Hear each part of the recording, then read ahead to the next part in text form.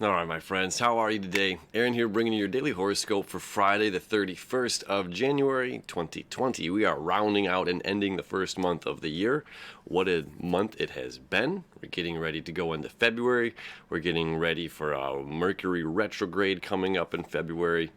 But we're tying up the loose ends here, okay? Now, there's a lot of connection between the earth and water signs right now. There's a lot of that sextile and septile energy happening in the zodiac in general, okay? We still have Mars and the Sun kind of moving together, creating a septile between fire and air, okay? Fire, air, fire, air. These two add fuel to one another, right? So again, Mars is seeking out knowledge, seeking out information, taking the initiative, okay, which is great. And again, it's just like the flowing river doesn't understand each bend and each rock that it's getting over, each rapid hurdle that it has to get to before reaching the vast ocean. Okay, so Sun in Aquarius. We're thinking about the future. We're not just the future, but we're about technology. We're thinking about a better way to do something,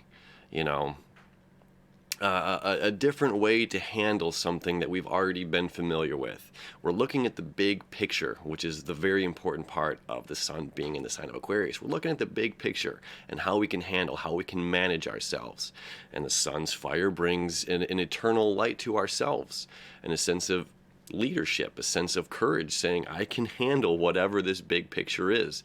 I just have to find my way through this winding river into the vast ocean, right? Then we have the Sun also creating a septile to Chiron. So these connections have been going on the past few days. Okay, so again, there's some sort of healing that's going on. If we look at this big future and we focus on knowledge and faith, this is an important one. It really is, because if we want to see the future, if we want to see the big picture of things, and we're seeking out knowledge to get there, there's some sort of a healing that's going on instinctually, some sort of primitive, primal healing that's happening on level one.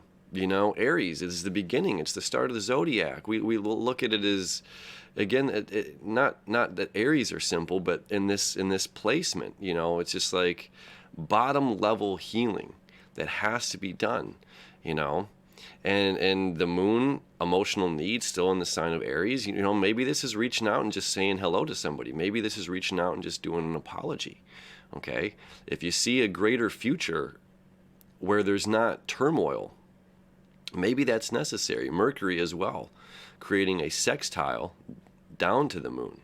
Okay, so this is here we've got air, communication, emotional needs, taking the initiative. Okay, so this is a really beautiful, powerful connection. Now there's a lot going on up here between, Saturn and Pluto, both creating a septile to Uranus, to Neptune, excuse me. Okay, that connection's been going on. There's a lot up here. I can hide some of these to make it a little easier. I just did that for myself because I'm like, what am I looking at right now? There's so much going on. We've got Jupiter creating a sextile to Neptune.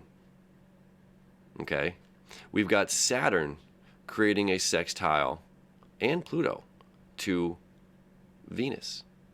Okay, so all of this connection is what? This is earth, this is grounding, this is this is my journey that, my journey that I'm transforming, my journey that I have to get up with a sense of leadership, recognizing even if someone hasn't bestowed a crown upon us, again, recognizing that we carry a sense of leadership with us every single day, and a unique to each of our own, that we have to be balanced, that what we're doing, what we're saying is karmic.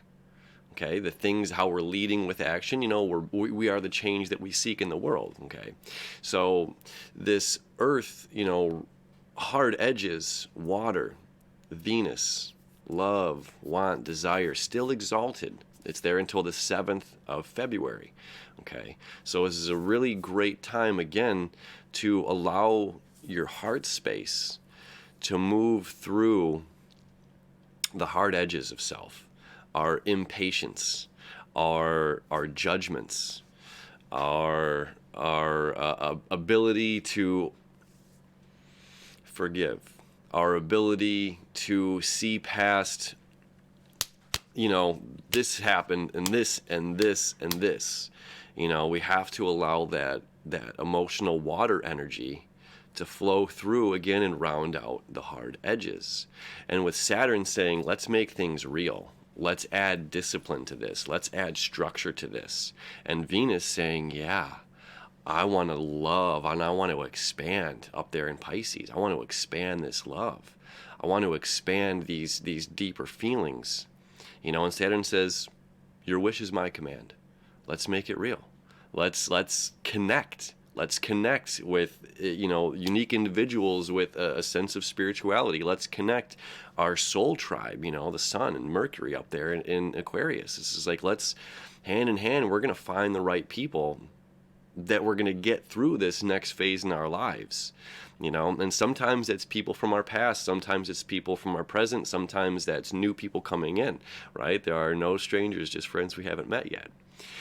So this healing aspect going on with Chiron, with the moon, that could potentially be something from the past, or older wounds that we're dealing with, older things that we need to focus on and heal.